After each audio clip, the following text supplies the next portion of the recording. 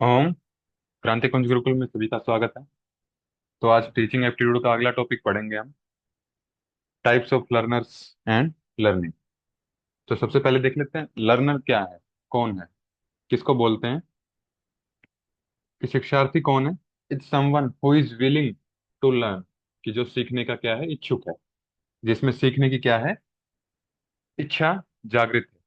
और and understand new new things, नई चीजों को सीखने की और उनको समझने की क्या है, जिसके अंदर इच्छा है या फिर जो इच्छुक है उसको बोलते हैं लर्नर।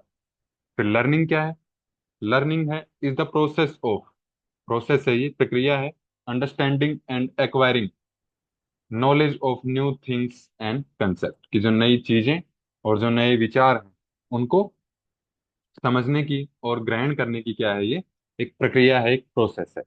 तो ये लर्नर और लर्निंग की क्या हो गई है, डेफिनेशन। तो इनको एज इट इज याद कर लेंगे, ठीक है। फिर अगला है इसमें इंडिविजुअल डिफरेंसेस इन लर्नर्स, कि जो शिक्षार्थी हैं, अब वो भी क्या है, अलग अलग तरीके के होते हैं, कि किसी को जल्दी समझ में आ जाता है, किसी को लेट समझ में आता है, ठीक है। तो क्या क्या डिफरेंसेस हैं उसमें, तो differences on the basis of physical characteristics, कि जो शारीरिक उनकी बनावट है, कि कोई मोटा है, कोई पतला है, कोई लंबा है, कोई छोटा है, किसी का चलने का तरीका किसी दूसरे तरीके से है, किसी का बोलने का तरीका अलग है, ठीक है। तो उसके हिसाब से जो डिफरेंसेस आते हैं शिक्षार्थियों में, वो फिजिकल करेक्टरिस्टिक्स। फिर इंटेलिजेंस, कोई किसी की बुद्धि शार्प है, जल्दी ग्रैस्प करता है चीजों को, और किसी को तीन चार बार पढ़ने के बाद समझ में आती हैं चीजें। फिर परसेप्शन, कि कैसे वो धारण करता है, ग्रहण करता है चीजों को। फिर जेंडर, कि कोई मेल है, फीमेल है, तो ये जेंडर डिफरेंस आ गया उनमें। एबिलिटी, क्षमताएं, किसी की क्षमताएं ज्यादा हैं, किसी की कम है। लर्निंग स्टाइल, सबका अलग अलग तरीका होता है पढ़ने का। किसी का होता है कि एक बार रीड कर लिया तो उसको याद हो जाता है, किसी का तरीका होता है कि बार बार उस टॉपिक को लिख के देखेगा वो, ठीक है, लिख लिख के फिर याद करता है वो। तो अलग अलग स्टाइल होता है लर्निंग का, सीखने का सबका। तो ये उसमें डिफरेंसेस होते हैं शिक्षार्थियों में। फिर टाइप्स ऑफ लर्निंग, कि सीखने के प्रकार क्या क्या हैं। तो 6 प्रकार के टाइप्स बताए गए हैं जनरली, ठीक है। किसी किसी बुक में एक दो टाइप ज्यादा भी मिल सकता है, लेकिन जो आपके एग्जाम में पीवाईक्यू पूछे गए हैं इनमें से ज्यादा पूछे गए हैं वो। तो पहला है कन्वेंशनल लर्निंग, या फिर जिसको बोलते हैं पैसिव लर्निंग। इसको टीचर सेंटर्ड लर्निंग भी बोल सकते हैं, कि जिसमें टीचर का रोल ज्यादा रहेगा। सिचुएटेड लर्निंग, कि जिसमें पर्टिकुलर सिचुएशन के लिए तैयारी की जाती है, या फिर किसी एक पर्टिकुलर सिचुएशन के लिए क्या किया जाता है, सीखा जाता है कोई भी स्किल। फिर असिस्टेड, कि किसी कोई गाइडेंस मिल जाए उसमें, तब असिस्टेंस मिल जाए तब जो सीखना होता है उसको बोलते हैं असिस्टेड लर्निंग। कोलेबरेटिव लर्निंग, ये एक्टिव लर्निंग भी बोलते हैं इसको। इसको बोल सकते हैं कि जो हमने पीछे स्टूडेंट सेंटर्ड अप्रोच की थी उससे कोरिलेट कर सकते हैं इसको, कि स्टूडेंट्स ही आपस में क्या करते हैं, कोलेबोरेशन बनाते हैं, ग्रुप बनाते हैं, फिर वो डिस्कस करते हैं और सीखते हैं चीजों को। फिर लेटेंट लर्निंग, लेटेंट लर्निंग का मतलब है कि जैसे मान लिया अभी कोई चीज सीखी है, वो अभी काम नहीं आएगी, लेकिन और वो अब उस चीज को सीखने की इच्छा से उसको सीखते भी नहीं है, कि जैसे मान लिया कुछ और सीख रहे थे और साथ के साथ कोई पैसिव चीज ऐड हो गई है सीखने में, ठीक है। कि जैसे मान लिया कोई व्यवहार ऐसा है कि आपके स्कूल में ऐसा कल्चर था कि आपको सभी टीचर के पैर छूने हैं, को स्कूल में जाते ही, ठीक है, या फिर क्लास में आते ही।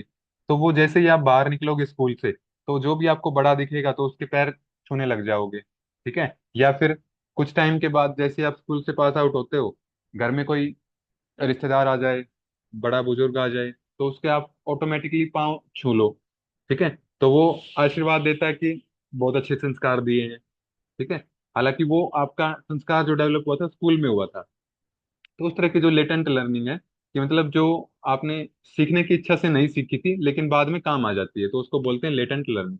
फिर इंक्वायरी लर्निंग, इसमें स्टूडेंट एक कोई प्रोजेक्ट देते हैं टीचर, फिर उस पर वो खुद से रिसर्च करते हैं और उसका सॉल्यूशन निकालते हैं, तो इसको बोलते हैं इंक्वायरी लर्निंग। अब एक एक करके इनको डिस्कस कर लेते हैं।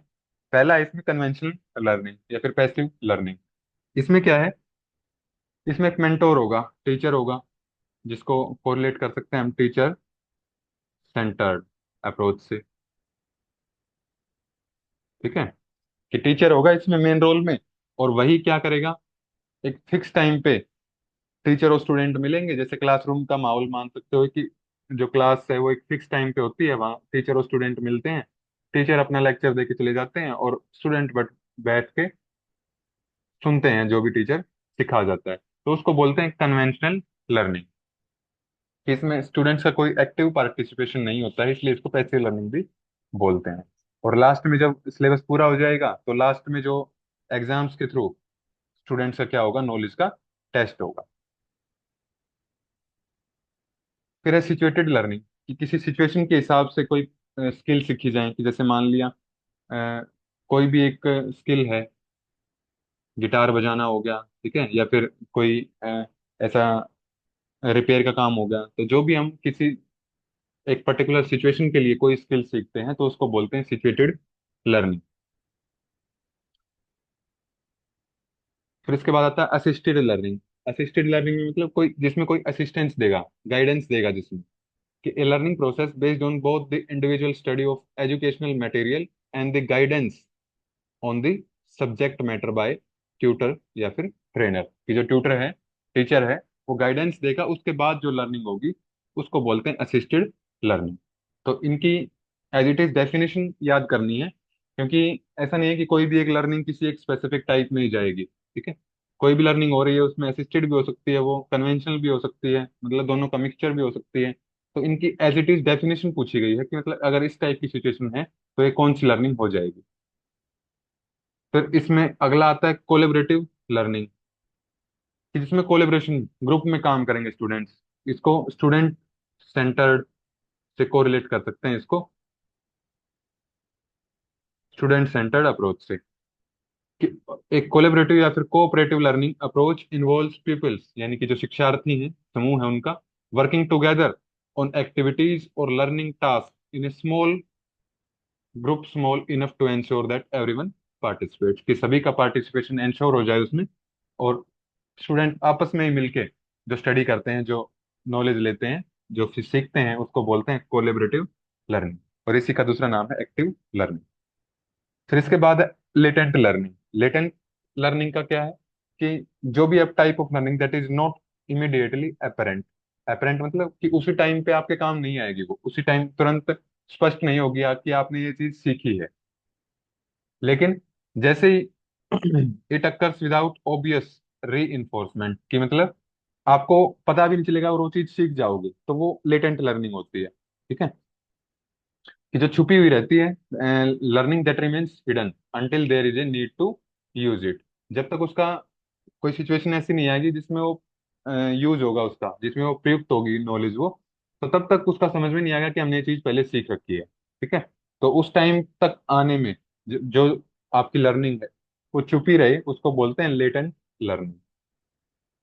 फिर इसमें लास्ट आता है आपका इंक्वायरी लर्निंग। इंक्वायरी लर्निंग क्या है, कि is an approach where the teacher presents a puzzling situation और प्रॉब्लम टू द स्टूडेंट्स, कि एक पजल करने वाली या फिर कॉम्प्लेक्स सिचुएशन या फिर कोई ऐसी टॉपिक दे देता है स्टूडेंट्स को वो, जिसके ऊपर स्टूडेंट क्या करते हैं, एंगेज, यानी कि एक दूसरे के साथ मिलके गैदरिंग डाटा, डाटा इकट्ठा करते हैं वो, कंडक्टिंग रिसर्च, और उस प्रॉब्लम को, उस पजल को सोल्व करने के लिए क्या करते हैं, वो रिसर्च करते हैं, और अपने जो कंक्लूजन उनको क्या करते हैं, टेस्ट करते हैं उस प्रॉब्लम को सोल्व करने के लिए। तो ये आ जाती है इंक्वायरी लर्निंग।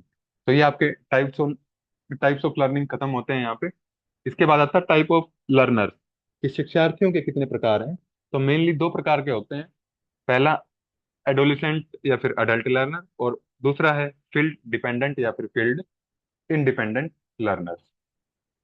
अब एडोलिसेंट लर्नर कौन से होंगे, जो सीखने की जिनमें क्या है, उत्साह है, जिज्ञासा है, जिनके मन में क्या है, क्यूरियोसिटी है, कि वो भी सीख लें, वो भी सीख लें। ठीक है, कि सब कुछ सीखने का, कि कुछ कोई भी चीज आ जाए वो सीखने के लिए क्या रहते हैं, आगे रहते हैं, उनको बोलते हैं एडोलिसेंट लर्नर। और उनके बारे में कुछ जो आसपास का संसार है, जो आसपास की दुनिया है, आसपास का एनवायरनमेंट है, ज्यादा पता नहीं होता है उनके बारे में, बस वो सीखने के प्रोसेस में है, कि आसपास की चीजों को जानने के लिए इच्छुक हैं वो, तो वो हो जाते हैं एडोलिसेंट लर्नर्स। लेकिन इसके विपरीत क्या, अडल्ट लर्नर जो होंगे वो अपना उन उत्साह उतना नहीं होता है उनमें, क्योंकि जो चीज बहुत सारे एक्सपीरियंसेस इकट्ठा हो गई उनके लाइफ के। तो क्या होता है कि नई चीज को जानने की अब ज्यादा इच्छा नहीं होती उनमें।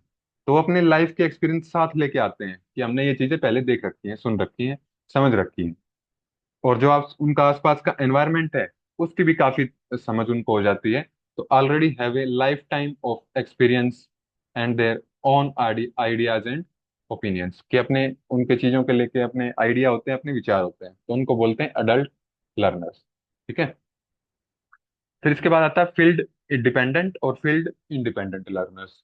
इसको क्लासरूम से कोरिलेट कर सकते हैं फील्ड को, कि क्लासरूम के जो डिपेंडेंट होंगे, कि कुछ बच्चे ऐसे होते हैं कि जो क्लासरूम में जाके ही सीखना पसंद करते हैं।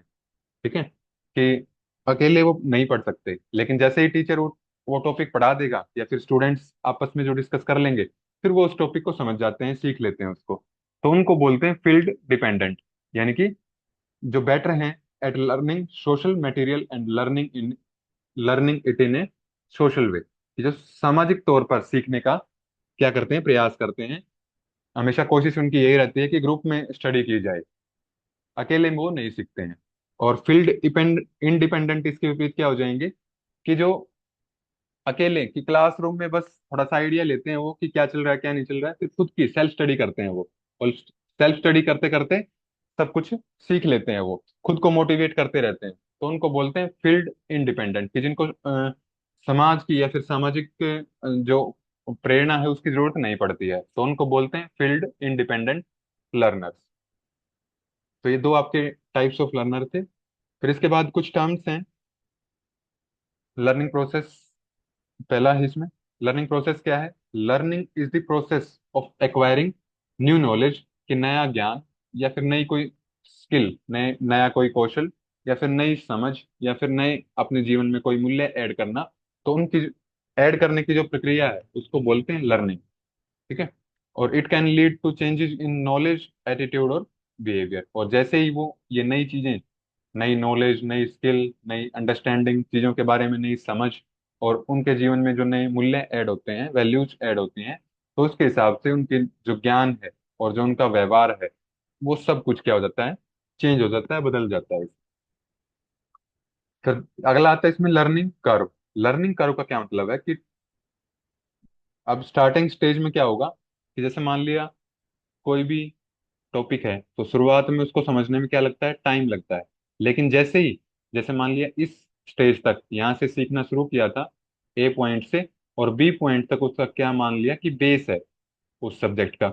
जैसे टीचिंग एप्टीट्यूड का ही ले लें, स्टार्टिंग की जो एक से दो क्लास होगी, उसमें लगेगा आपको कि कुछ समझ में ही नहीं आ रहा है, कि पूरा लेक्चर 1 घंटे का देख लिया, लेकिन इसमें समझ में बस आधा घंटे का आया है, कि उससे आधा आउटपुट मिला है आपको। यानी कि स्टार्टिंग कंडीशन में आपका बेस बनता है, कि यानी कि फिर इस तरह देख सकते हो इस चीज को, कि पूरे 1 घंटे क्लास ले ली, लेकिन टॉपिक दो ही क्लियर हुए उसमें। ठीक है, कि मतलब इतना टाइम लगा दिया और दो लाइनें ही समझनी थी इतनी देर में। तो यानी कि वो क्या है, बेस बनता है उस टाइम पे। और स्टार्टिंग में क्या होती है, स्लो बिगनिंग, की शुरुआत में धीरे धीरे सीखता है, और जैसे ही एक बार बेस बन जाता है उस टॉपिक का, फिर क्या होगा, स्टीप एक्सेलरेशन, यानी कि फिर एक बार बेस बनने के बाद फिर जल्दी जल्दी समझ में आती है, फिर जल्दी जल्दी कवर करता है वो चैप्टर। और पॉइंट, एक टाइम ऐसा आता है कि जब सीखने का क्या आ जाता है, कि सेचुरेशन आ जाती है, कि इसके बाद तो बस कुछ नहीं बचा है, सब कुछ सीख लिया है। या फिर किसी भी काम में, जैसे मान लिया लंबे टाइम तक किसी काम को करते चले जाओ, तो उसमें बोरियत होने लगती है, कुछ भी नयापन उसमें नहीं लगता है। तो उस स्टेज को बोलते हैं प्लेटो। ठीक है। तो लर्निंग कर्व क्या होगी? Learning curve is a graph that shows how quickly someone learns something over time, कि कोई भी एक गिवन टाइम पीरियड में कितना जल्दी सीखता है। अब एक कर्व मान लिया इस तरह है, कि बहुत धीरे धीरे सीख रहा है, ये टाइम जा रहा है और ये उसकी नॉलेज है। ठीक है। तो बहुत धीरे धीरे उसकी जो नॉलेज है वो अपग्रेड हो रही है। और दूसरा इस तरह का एक ग्राफ बने, टाइम के साथ जितना टाइम है उतना जल्दी जल्दी वो सीख रहा है। तो ये जो कर्व बनती है, ये जो ग्राफ बनता है, इसी को बोलते हैं लर्निंग कर्व। और इससे क्या पता चलता है कि कितने टाइम में कोई भी कितने जल्दी सीखता है। फिर इसके बाद आता है लर्निंग प्लेटू। लर्निंग प्लेटू हमने पिछले में बता ही दिया कि क्या है, कि जहाँ पे क्या आ जाए, सेचुरेशन आ जाए, यानी कि मैच्योरिटी लेवल जहाँ पे आ जाए। कि learning प्लेटू is a term of physical, या तो फिजिकली, या फिर मेंटली, या फिर एटीट्यूड उसका, या फिर इमोशनल क्या हो जाए, एग्जॉस्ट हो जाए वो, कि थक जाए, थकावट महसूस होने लग जाए, या तो शारीरिक रूप से या मानसिक रूप से, या फिर जो उसकी एटीट्यूड है, मनोवृत्ति है चीजों को करने की, या फिर भावनात्मक रूप से वो क्या हो जाए, थक जाए। ठीक है, लंबे टाइम तक कोई चीज करते करते, कि intensive involvement in work for a long period of time. तो इसको बोलते हैं प्लेटो, कि जब सेचुरेशन आ जाएगी कि अब इसके आगे कोई भी प्रोग्रेस नहीं हो रही है, तो उसको बोलते हैं लर्निंग प्लेटो। फिर इसके बाद आता है लर्निंग टू लर्न, कि मतलब कुछ उसमें पीछे उद्देश्य क्या है सीखने का, बस सीखना ही उद्देश्य है, कि मतलब सीखा किस लिए जा रहा है, ताकि और ज्यादा सीखा जा सके। कि जैसे मान लिया कि स्टार्टिंग में जब ABCD सीखते हैं हम, तो किस लिए सीखते हैं, ताकि ये जो ऊपर वर्ड्स लिखे हैं कंप्लीट, इनको हम समझ सकें। यानी कि ये क्या है, ये सीखना हुआ किसके लिए, जो आगे और सीखना है, उसके सीखने के लिए ये चीज सीखना, तो इनको बोलते हैं लर्निंग टू लर्न। यानी कि जो सीखना आगे और सीखने के लिए प्रेरणा दे, उसको बोलते हैं learning to learn. It is focused on the skills, knowledge, and attitude associated with the learning process and how individuals learn best। ठीक है, फिर लर्नर बिहेवियर आते हैं इसके बाद, टर्मिनोलॉजी कंप्लीट होती है यहाँ पे, कि शिक्षार्थी का व्यवहार। अब ये दो तरीके से डिसाइड होता है शिक्षार्थी का व्यवहार, कि वो कैसे बिहेव करता है क्लास में। कि जैसे मान लिया इसमें मान सकते हो कि ये क्लासरूम है, और टीचर एंटर हो गया है यहाँ पे, ये स्टूडेंट्स बैठे हैं यहाँ पे। ठीक है, जब तक टीचर ने लेक्चर स्टार्ट नहीं किया है, या फिर कुछ भी बताना शुरू नहीं किया है, बस एंट्री हुआ है क्लास में वो, उस टाइम पे जो व्यवहार होगा स्टूडेंट्स का या फिर लर्नर का, उसको बोलेंगे एंट्रिंग। कि जो शुरुआत में जो व्यवहार होगा, कि describe the students level before the instruction begins, कि जब तक जो टीचर है या फिर ट्यूटर है, वो अपनी इंस्ट्रक्शन शुरू नहीं करता है, या फिर उनको निर्देश देना शुरू नहीं करता है, उससे पहले जो बच्चे व्यवहार करेंगे उसको बोलते हैं एंटरिंग बिहेवियर। और दूसरा होगा कि अब 1 घंटे का मान लिया इसकी क्लास थी टीचर की, अब इस 1 घंटा इसने ले लिया है। ठीक है, जो भी बताना था स्टूडेंट्स को वो बता दिया है। अब क्लास खत्म होने के बाद जो भी चेंजेस आएंगे शिक्षार्थियों में, स्टूडेंट्स में, उसको बोलते हैं टर्मिनल। टर्मिनल यानी कि एंड का, अंत का। कि इस desired final behaviour, final behaviour होगा ये, यानी कि लास्ट का बिहेवियर होगा, सेव्ड बाय ट्रेनिंग, कि जो टीचर है वो तो ट्रेनिंग देगा, या फिर जो लर्निंग प्रोसेस है उसके खत्म होने के बाद जो भी व्यवहार एक बन जाएगा स्टूडेंट्स का, उसको बोलते हैं टर्मिनल बिहेवियर। फिर कॉम्पिटेंस है, पर्सनल और सोशल, की लर्निंग में दोनों टाइप की कॉम्पिटेंस की जरूरत पड़ती है। कॉम्पिटेंस यानी कि क्षमताएं, योग्यताएं। ठीक है, तो दोनों टाइप की होनी चाहिए, कि पर्सनल तो होनी होनी चाहिए, कि खुद के बारे में तो पता होना ही चाहिए कि हम कहाँ पे स्टैंड करते हैं। सामाजिक इन्वॉल्वमेंट भी उतनी ही जरूरी है। और ये कुछ टर्म्स हैं जो पर्सनल और सोशल कॉम्पिटेंस में आती हैं। पर्सनल में आ जाएगी सबसे पहले सेल्फ अवेयरनेस, खुद के बारे में अवेयर होना चाहिए कि किस, जैसे मान लिया अभी आप तैयारी कर रहे हैं, तो आपका खुद खुद के बारे में अवेयरनेस होनी चाहिए, कि किस यूनिट में आपकी ज्यादा पकड़ है और कौन सी यूनिट आपकी कमजोर है। सेल्फ रेगुलेशन, कि खुद का एक नियमन, कि खुद को एक रेगुलेटेड वे में तैयार करना। कि जैसे मान लिया अभी 2 महीने जो ये आपकी जून 2025 की परीक्षा है, इसमें लगभग 2 महीने बचे हैं अभी। तो उस टाइम पे आप खुद कैसे अपने जो टॉपिक्स हैं उनको रेगुलेट करते हो, कैसे खुद को रेगुलेट करते हो, कि जिससे रेगुलर आप उसमें पढ़ाई में आ सको, तो उसको बोलते हैं सेल्फ रेगुलेशन। और खुद को बार बार मोटिवेशन, सेल्फ मोटिवेशन। ठीक है, कि खुद को ही मोटिवेट करते रहना बार बार। तो ये आती है पर्सनल कॉम्पिटेंस, यानी कि व्यक्तिगत योग्यताएं आती हैं। फिर सोशल कॉम्पिटेंस, एम्पैथी, कि सहानुभूति, यानी कि एम्पैथी को एक तरह से समानुभूति, ये इसका एग्जैक्ट मतलब निकलता है समानुभूति। कि जैसा जो समाज में कोई भी इंसान है, कोई भी ग्रुप है, फील कर रहा है, वैसे सेम टू सेम खुद फील करना उस चीज को, कि उनकी सिचुएशन में खुद को रख के देखना, उसको बोलते हैं एम्पैथी।